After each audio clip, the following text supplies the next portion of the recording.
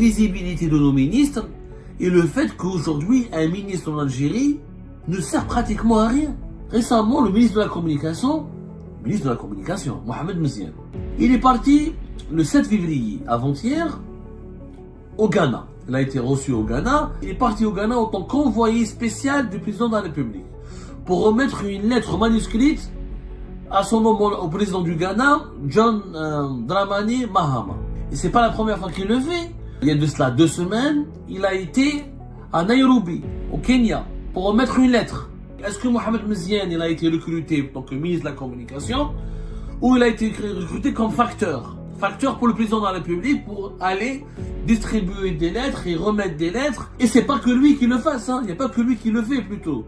Auparavant, il y avait le ministre de la Santé qui était en déplacement aux îles Maurice, une destination très exotique. Le ministre de la Santé, alors qu'il a beaucoup de chats à fouetter en Algérie quand même, il est parti à Port-Louis pour rencontrer le premier ministre de l'île Maurice pour lui remettre une lettre d'Abdelmajid Tebboune, en tant qu'envoyé spécial d'Abdelmajid Tebboune. On n'a jamais vu à l'époque de Bouteflika des ministres qui partent à l'étranger en tant qu'envoyé spécial pour distribuer des courriers et des lettres. La concentration des pouvoirs entre quelques décideurs au plus haut sommet de l'État et l'invisibilité de nos ministres et le fait qu'aujourd'hui un ministre en Algérie ne sert pratiquement à rien. Puisque tous les pouvoirs sont concentrés entre le président et son entourage et son cabinet. Le vrai gouvernement aujourd'hui est al-Moradia. Les conseillers du président, le cabinet du président a beaucoup plus de pouvoir que tous les ministres du gouvernement. Les ministres d'ailleurs aujourd'hui ne servent à rien. Je vous donne un exemple concret. Récemment, le ministre de la Communication, Mohamed Mziane, dont pratiquement personne n'a entendu parler, très peu connu, il est parti le 7 février, avant-hier, au Ghana. Il a été reçu au Ghana et il est parti au Ghana en tant qu'envoyé spécial du président de la République pour remettre une lettre manuscrite à son homologue, au président du Ghana, John Dramani Mahama.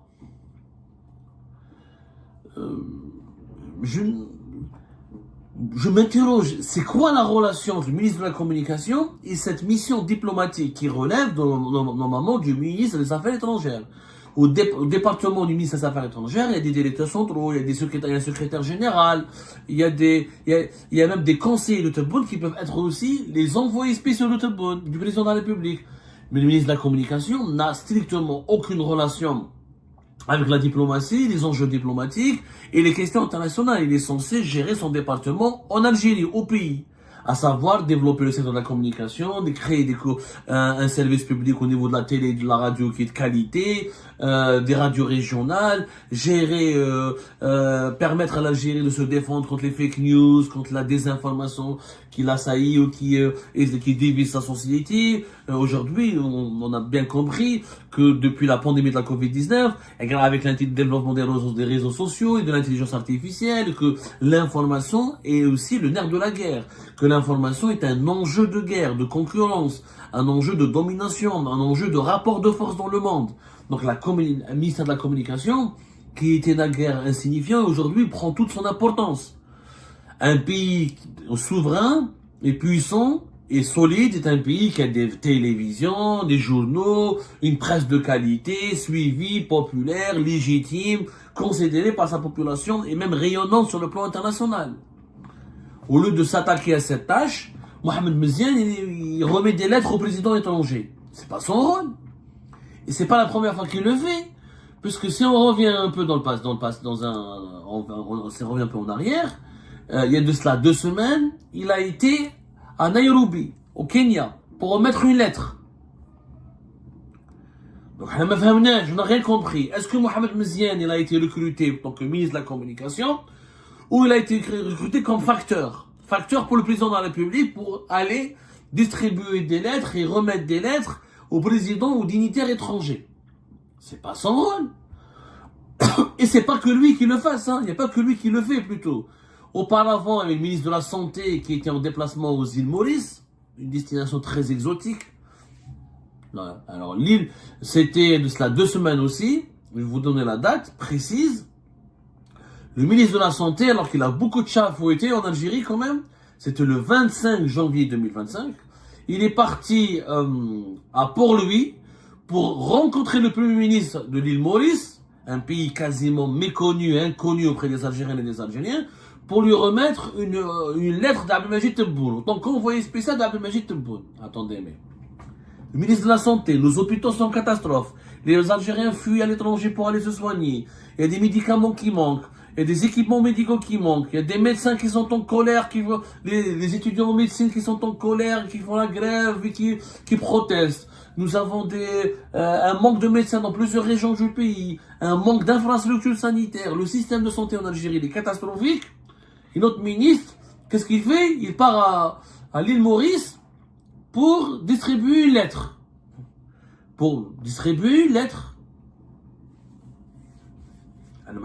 Je n'ai absolument aucun... je ne vois aucun sens, ni aucune utilité aux ministres actuels de notre gouvernement. D'ailleurs, les ministres algériens ne sont pas connus. En ce moment, les ministres ils n'ont plus ils ont une crise de sens existentiel. La majorité écrasante de nos ministres aujourd'hui, s'ils sortent dans les rues du pays, des grandes villes du pays, sans escorte, sans garde du corps, et s'ils se promènent comme tous les citoyens, personne ne va les reconnaître. Personne ne va les emmerder, personne ne va personne ne va... Ils ne sont pas connus. On ne les voit pas. Makash, ministre de la communication, même le premier ministre Adel Arbaoui qui est parti récemment en Tunisie pour commémorer des événements historiques, là, il n'est pas connu, mais bench. Franchement, il ne fait absolument rien. Je parle de Serkat Sidi Youssef. C'était hier le 8 février, il était à Tunis, Al-Kef, pour la commémoration de ces événements historiques. C'est l'un des épisodes les plus importants de la guerre de libération nationale. C'est pas la peine de revenir sur cette histoire de Serkat Sidi Youssef, comment la Tunisie a été aussi agressée, a payé un lourd tribut lors de ces événements-là, parce qu'elle soutenait la guerre pour l'indépendance. Ça s'est passé le février 1958. Oui, mais c'est pas le rôle du Premier ministre. À la limite, le ministre des Moudjahidines, il est plus concerné par ce dossier, le dossier de la mémoire, le dossier de l'histoire. Mais c'est pas le rôle, le Premier ministre, c'est encore une fois d'autres chats fouettés, il y a énormément de dossiers en Algérie qui sont en suspens. Là, le problème des voitures, pénurie des pièces détachées, pénurie de certains produits alimentaires, pénurie de certains produits de première nécessité, économie en berne, chômage qui explose, l'éducation qui ne marche pas, la santé qui ne marche pas, l'industrie qui ne marche pas, l'économie qui n'arrive pas à se diversifier, le pays qui manque d'infrastructures, on manque de trains, on manque de routes, on manque de villes modernes, on manque de logements. Mais nos dirigeants, qu'est-ce qu'ils font, nos ministres, les membres du gouvernement? Ils commémorent des événements historiques en Tunisie, ils partent distribuer des lettres en Kenya ou là au Ghana ou au port ou là à l'île Maurice. Pourquoi cette situation? Parce que les ministres en ce moment ont été dessaisis de leurs prérogatives. Ceux qui dirigent en ce moment l'Algérie, ce sont les conseillers de la présidence, le cabinet de Abdelmajid Tebboune. En ce qui concerne la communication, tout est décidé. L'APS, la télé, les radios, y compris la presse privée, les orientations, les articles, les lignes rouges, les stratégies médiatiques du pays et de l'État sont fixées par la Direction générale de la communication du palais présidentiel. C'est elle qui fait tout. Quand l'État veut réagir ou contrecarrer ou se positionner sur contrecarrer une campagne à l'étranger ou se positionner ou adopter une position officielle sur des sujets bien précis qui relèvent de la diplomatie et de la géopolitique, les dépêches de la PS ou d'El Moudjahed ou les articles d'El Moudjahed ou des titres de la presse publique ou le NTV sont rédigés, élaborés par la Direction générale de la communication de la présidence. Sauf que c'est pas son métier, c'est pas son rôle. La direction générale de la communication et des relations publiques de la présidence de la République, son rôle est de couvrir, d'améliorer la visibilité, de renforcer la médiatisation et de coopérer avec les médias pour offrir une visibilité médiatique, une exposition médiatique digne de ce nom aux activités du président. C'est une cellule, c'est une direction qui doit travailler au service de la présidence, mais pas au service du pays, pas au service du gouvernement. La communication institutionnelle ou la communication officielle de l'État, elle est censée relever du ministre de la communication. Elle n'est pas censée relever d'un conseiller du président ou de la direction générale de la communication et des relations publiques. Pas du tout. Ce sont deux domaines, des prérogatives totalement divergentes et différentes, et des champs d'action totalement différents et divergents. Ça n'a rien à voir. Donc le ministre de la Communication ne sert à rien.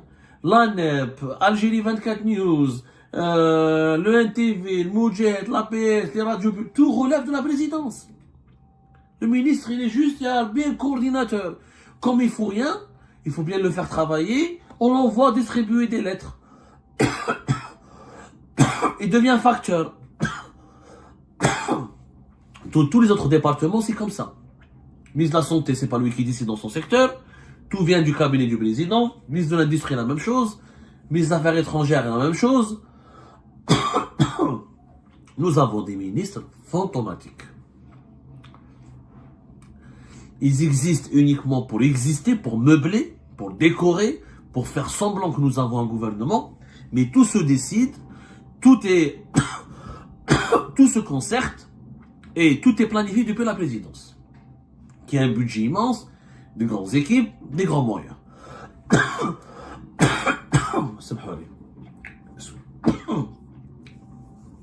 Les problèmes de l'Algérie commencent à me rendre malade. Vraiment malade. Donc, nos ministres, ils ont des emplois du temps libres. Les khadmouches. Ou qu'il y ait un conseil des ministres, ils font des exposés selon les directives qui leur ont été communiquées par la présidence. Le ministre actuellement en Algérie ne peut ni proposer une stratégie, ni un plan d'action, ni n'a une marge de manœuvre, ni une carte blanche pour expérimenter lui-même les solutions face aux problèmes qu'il est censé gérer. C'est quoi un ministre? Un ministre, il est là pour manager, pour diriger, pour apporter des solutions aux problèmes du pays dans son secteur respectif. Un président ne peut pas tout faire. En Algérie, nous sommes prisonniers d'une vieille mentalité archaïque. En Algérie, on pense qu'il faut un président fort, c'est un pays fort et développé. C'est faux. Il faut sortir du mythe de l'homme providentiel. Un pays se développe avec des élections collégiales, avec des institutions fortes, avec des technocrates. Il y a un gouvernement fort et puissant, avec des ministres intelligents et compétents, qui ont la possibilité d'expérimenter des solutions, d'apporter des solutions et de travailler pour l'intérêt général de leur pays. Ça n'existe pas un pays qui s'est développé avec un homme et un entourage qui est au niveau du plus haut sommet de l'État et qui va faxer et envoyer des directives. Il faut juste appliquer ces directives pour que le pays se développe. C'est pas possible. Le président, il donne une stratégie. Il identifie les axes majeurs de stratégie de développement national. Il est régulateur, il est l'arbitre des grands choix souverains du pays. Il veille sur le respect de la Constitution et sur la protection du pays. Mais c'est pas lui qui travaille dans tous les domaines. C'est pas possible qu'un homme providentiel puisse régler les problèmes de santé, d'éducation, d'économie, de sécurité, de société, de culture d'un pays. C'est pas possible. On a perdu cette gestion collégiale. À l'époque de Bouteflika, il était aussi égocentrique que Tebboune. Bouteflika, c'était un personnage, il se prenait pour le cœur de l'histoire. Mais à son époque, le gouvernement avait du sens. Ahmadou Yahya était ministre et un vrai premier ministre. Il avait une marge de manœuvre. Il pouvait décider, il pouvait proposer, il pouvait tester des solutions, il pouvait remettre en cause certains mauvais choix. À l'époque d'Abdou Bouteflika, on avait des vrais ministres. Sellel, il avait du pouvoir. Bouchouel, Abdeslam Bouchouel, le ministère de l'Industrie, il avait du pouvoir. Shakil Khalil, le ministère de l'Énergie, il avait du pouvoir. Ces ministres-là, ils avaient de l'étoffe. Ils existaient, ils étaient reconnus. L'opinion publique les connaissait. On n'a jamais vu à l'époque de Bouteflika des ministres qui partent à l'étranger en tant qu'envoyé spécial pour distribuer des courriers et des lettres. Jamais de la vie. La diplomatie, c'est l'affaire du ministre des Affaires étrangères et du président. Et de la présidence. Et chaque ministre avait suffisamment du pain sur la planche et un agenda tellement chargé qu'il ne pouvait pas quitter son bureau avant 21h. Ça a changé. Parce que nous avons une concentration des pouvoirs au niveau d'une seule institution, un seul centre de décision qui est la présidence. Oui, la présidence en Algérie doit être forte et puissante. Mais si elle concentre à son niveau tous les pouvoirs, sans partage, sans délégation, sans déléguer des prérogatives, sans laisser un gouvernement respirer dans son ombre et évoluer dans son ombre pour pouvoir proposer des solutions, appliquer des solutions face aux problèmes du pays, l'Algérie ne s'en sortira jamais et elle va continuer à patiner dans son sous-développement actuel. Je vous remercie toutes et tous sans exception comme d'habitude pour avoir suivi la vidéo jusqu'à la fin et toutes nos vidéos. Je vous remercie pour vos commentaires et pour vos réactions. N'oubliez pas de nous laisser des commentaires sur le sujet de cette vidéo et aussi de vous abonner à la chaîne si vous n'êtes pas encore abonné. Donc voilà, je vous remercie encore pour votre soutien à la chaîne, pour vos abonnements et pour toutes vos réactions et pour vos commentaires très diversifiés. Donc voilà, merci encore une fois et à la prochaine dans une nouvelle vidéo. Au revoir.